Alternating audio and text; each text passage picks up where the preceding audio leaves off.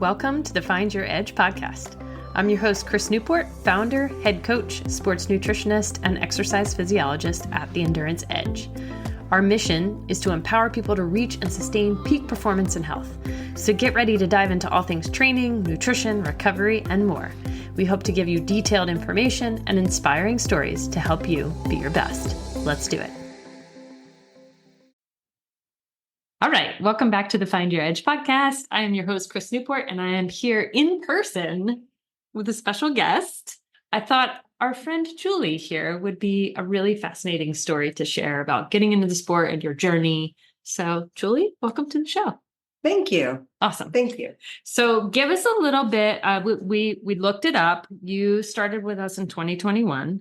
So give us a little bit of background into how you got started into triathlon. I'm just a basic runner, loved running, and my son got into doing some triathlon stuff with a local gym. And he asked me if I would do this inside triathlon with him. And I knew nothing about swimming. Hadn't been on my bike in like 20 years, and all I had was running behind me. And I just went, sure, why not? And so I trained with them, and it was quite fun. I didn't do any swimming because I was petrified, but it was a pool swim. So we just had to swim the amount of time, and I did backstroke with the frilly bathing suit on, the whole shebang. And finished it, and I found that I really enjoyed the three sport instead of just running. It was super, super fun, and my son had so much fun doing the sport with me. I couldn't stop, so we just started training together. That's really cool. And so when was that? That was way back in 2020. Okay, 2020. And then you decided to go big. Then he decided to go big, and I decided to train with him. And define big. Define big was a 70.3 in Santa Cruz, California, which sounds really scary, but I'm from the area and I'm from Santa Cruz beach area. So I knew I could swim it. Yeah. So I thought, actually, I've only played in the water and the waves knocked me down. So it was quite scary when we got there. Yeah. It was petrified and the water was cold. But I jumped in. I did it. I ended up doing it by myself for personal reasons. He couldn't do it. I did it. And I got bumped out of the swim for being 2 minutes too late because I did it with backstroke. But in my defense, it was very foggy. And it was my first mile swim in open water ever. So, and you know what? This is like super common with triathletes. They're like, it's not that bad, right? Like I play in the water, and then they get in and they're like, oh my gosh, this is a whole nother ballgame. So then fast forward a couple of months, right? Because Santa Cruz was September of 2021. Mm-hmm. And at the time, we had literally just started our team program, which is like our group triathlon training that we call our team. And I remember coaching open water, and you came and kind of got a little background from you. And then we pushed off the shore, and maybe 100 yards in, we were having a nice little conversation. Do you remember that? I do. I don't remember it word for word other than breathe, Juli, breathe. Yeah. So what made you, I mean, after having that experience at Santa Cruz, what made you want to stick with it? I felt very upset and frustrated, but I'm the type of person that likes to finish what I start. And I just really wanted to prove to my son and to myself that I could probably do this. Yeah. The training was fun. The race was scary, but the training was quite fun. And my son said, I just needed really good coaching.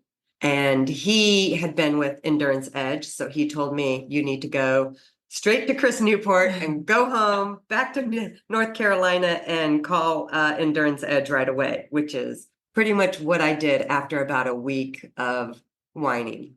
Okay. So you like had to mourn a little bit? Perhaps? I had to mourn a little bit. Yeah. And I was on a group of triathletes, and I texted all of them and I told them what I had just been through. And they were like, man, you got a lot of balls coming on here saying you just DNF on a 70.3. Yeah. And then they were like, did you have coaching? I was like, no. Do you have swimming? I was like, no. So, yeah. Okay. So yeah. So you were on that swim, and I do remember you very distinctly backstroking a lot. a lot. Yes. That's all I knew how to do. Yeah. So, and then you would flip over and you would swim a couple of strokes and then you'd pop back up. And so I thought for sure I could handle that swim, but Yeah. I could not handle that swim. Yeah. Yeah. So then what? Like, what was next after that? I mean, yeah, we engaged in coaching, but We engaged in coaching and you came out and, I really thought my swim bombed, Mhm. but you believed in me and you told me I like had the fitness to do this. And Oh, totally. I just, Y'all should see Juli, by the way. She is super buff. Oh, by the way, you have to share your age. I'm 58. Yes. And a super fit 58. That is for sure. Thanks. Yeah. I don't feel super fit. But yeah, I guess I kind of am. Yard work kind of makes you fit. So Yeah. I do And, lots of yard work. swimming, biking, running, picking up heavy things, all that stuff too. Yeah. Yeah. So when did you find that the whole coaching process and going through the motions, when it was like, did you feel like there was a moment that it clicked, or was it just a process? It was a process, but it was also a moment. Again, you handed me to another coach. He was really good. And I looked into his background and he did a bunch of really awesome Ironmans and triathlons, and his job was in the field of triathlons. And so he liked my training and kept telling me I was crushing it. I was crushing it. And I just kept remembering that. And when I did my first 70.3, I didn't quite know what I was doing. I didn't know if I belonged in the race. I just knew I had the training behind me, which he said, if the hay is in the barn, I don't know what that meant at the time, but the hay was in the barn. Such a common I could handle thing. it. Yeah. Because then you ended up doing Ironman North Carolina. Yeah, after following White year. Lake, I did Yeah. Ironman North Carolina because I finished the White Lake and that was incredible. And then did Ironman North Carolina.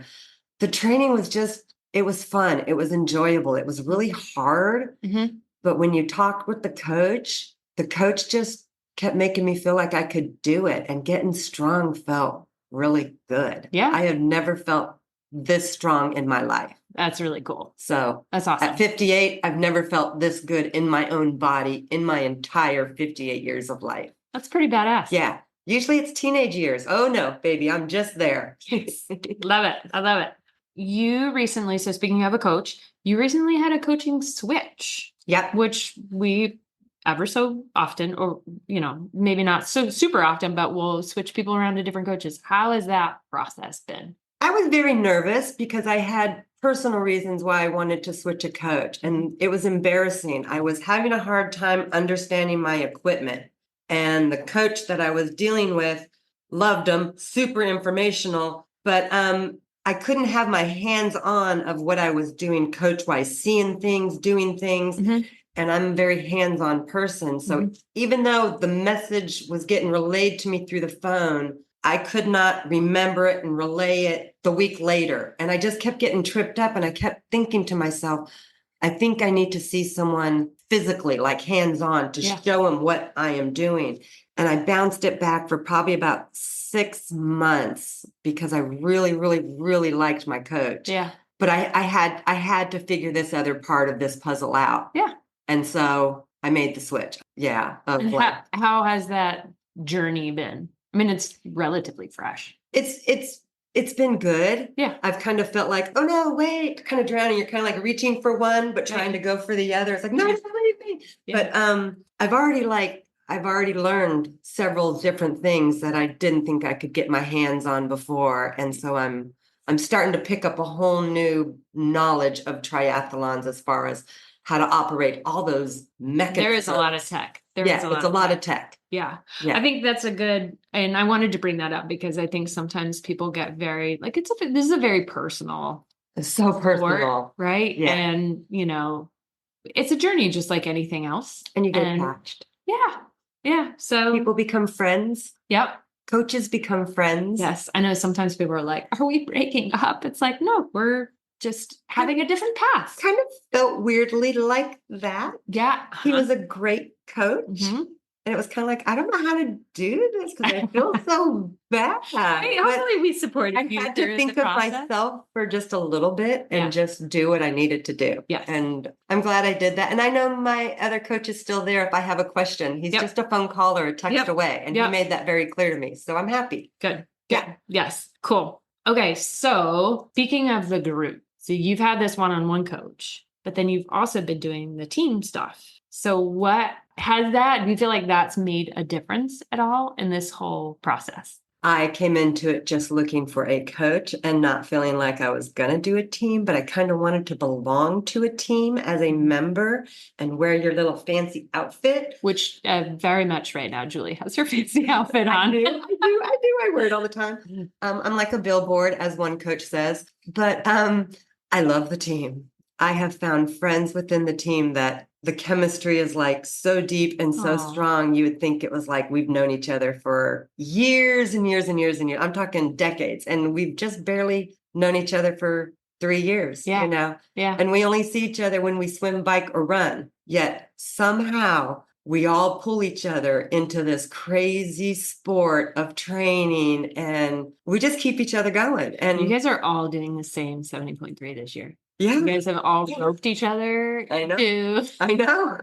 which y'all are nuts, but that's okay. And it involved no alcohol, no That is a funky, common thing. fancy fermented food, no nothing. It was sober decisions of all adrenaline. That's what it was. It Yeah. was adrenaline. Well, you know, I think social connections, we were just talking before we started recording about how that can seem like it just sort of dwindles over the span of a lifetime. Because you're a mom, Yeah, your kids are grown, yeah, right? You have grandkids now. yeah. Like, is it different? It's so different. You just you don't have, and I even live in a rural area, so I don't see people around me even. So the Mhm. friends I used to have in my neighborhood walking around, I could see them walk if I didn't join them walking. Yeah. I don't see anymore. So now I'm in the house all the time unless I'm out doing yard work. So I don't see people. So coming here is like my chatty catty hour. Which is lovely. And you've said to me multiple times, because you're always like glowing and smiling, and you're just like always the first to introduce yourself to like a new person walks in and you're like, hi, I'm Julie. And they're always like, oh my God, what's happening? And I love it because I mean that we deserve to belong, right? So, Yeah. but you somehow characterize yourself a little bit differently than what I like see. people. I like people. I like happy people. Yeah. And I want people to know how good this sport is for them because it makes you happy. It's so much better than any medicine out there. It's so much better than depression. It's so much better than being sad or being lonely. It's like, this can cure so much. Yeah. How about that? I know. Ooh, I like that as a quote. It just can. Yeah. So what's next on the horizon? I mean, I know you're doing the 70.3 that you guys all ripped each other into. Yeah. Next on the horizon, I'm really looking into healthy stuff, and I really would love to do a full Ironman. I think that's everyone's dream after doing all these 70.3s. But I don't know if my knee can't handle it. I think I'm gonna just do a bunch of Olympics or something. Yeah. I don't know how to back off the 70.3s, but I don't know. Is that kind of like your distance that you feel sort of like engaged to right now? I'm so comfortable with 70.3 Okay. or an Olympic. I like those two distances. If I'm going to do it, I want to do it for a longer distance rather than a shorter distance. Even though I'm slower, I enjoy it so much more. Reminds me when I saw you and Sarah on the run at North Carolina. You guys had oranges in your mouth and were like smiling at me with orange slices, which is hilarious. We were having so much fun. Yes. We were having so much fun. Yeah. And I think if you have fun, your body relaxes and you enjoy it more and go a little faster, baby. Have you seen, I mean, because this sport can be intimidating. Completely. Yeah. Do you think that that's a deterrent for a lot of women your age to get into Oh my it? gosh. Yeah. It's a scary, scary sport to get into. One, you feel like you can't do it. Two, you feel like you're too slow, you can't do it. And then you feel like you're going to be judged. And then you feel like, oh my gosh, and then I got to wear that tight stuff. As a woman, no woman wants to wear that tight stuff around her body. Yeah. But we look kind of cute in that tight stuff. And we just got to realize it. I haven't seen a woman look bad in one of those kits yet. Yeah. In our heads, we think that, but we don't on the outside. So it's so scary and intimidating. But once again, if we just show up, make that first step, go to the practices, train, we start feeling better from within. We look better on the outside. Yeah. We meet the team, we have fun, we joke around. Yeah. Next thing you know, it's like coming to practice is like It's like family. it's like family. It's like the fun time of the day. Yeah. And then you leave and you're like, You guys are like kids. It's so great. I think we like being like kids. I mean, when else do you just get to like cut up, but then like also, get to work and do your workout, but then also Yeah. like, let's see, at strength training on right after Christmas, you came to class wearing, was it a reindeer outfit? It was of course it was a gingerbread onesie. It was a hooded gingerbread onesie. Okay. And then you came to track wearing an ostrich blow up outfit because I called one of the teammates like the day before we had track, and I said, let's surprise the coach and dress in costume. I'm getting a blow up costume. And she loved it. So she called the other team members and we didn't. I said, but you got to tell me, do not tell the coach. And she tells the coach everything. So I said, you got to promise me. And we didn't tell the coach. And he laughed so hard when he came to the track and saw us all in our different I'm going to have to costumes. see if I can pull a photo of you guys up to share. But it was so funny. I always wanted to run in one of them blow up costumes. Well, check.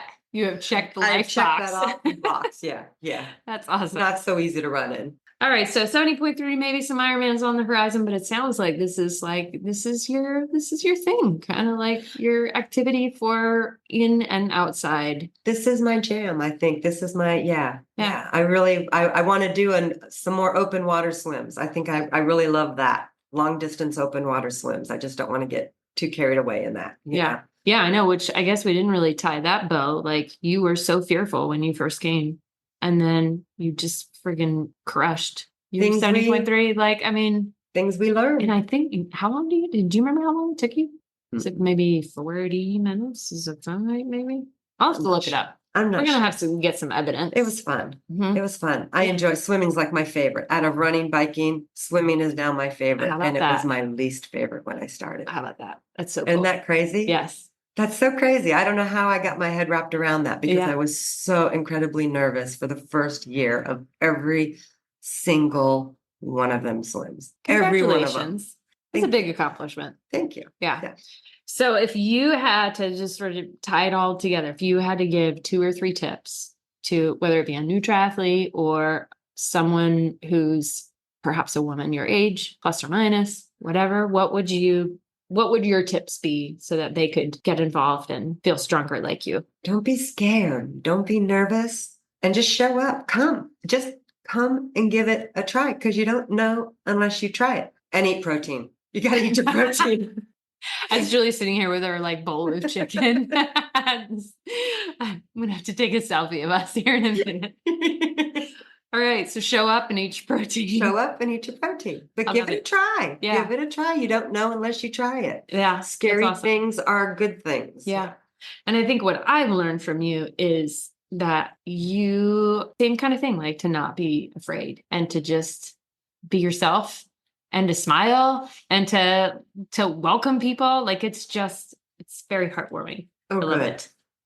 Yay. Yay. I think the more scared I am, the more I smile. So yeah. Okay. It's a coping mechanism. All right. It's a Okay. coping mechanism. Yes. I mean, Julie literally has a smile on her face like all the time. No matter what, oh, we're doing an interval? Okay. Let's go. Yeah, I got that. Like, yeah, you do. Or like, bringing up the rear end and like cheering for all the people everywhere. I mean, it's just like your energy is contagious. So that's why I wanted to share your story with everyone else. Thank you. Thank you. You make it fun. Oh, well, good. I'm glad. Thanks. Thanks for listening to the Find Your Edge podcast.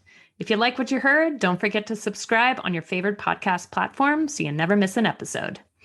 And if you're interested in learning more about our endurance coaching, sports and wellness nutrition, metabolic and sweat testing, triathlon training team, or our triathlon training library, be sure to check us out at theenduranceedge.com. And don't forget to follow us on social media at The Endurance Edge.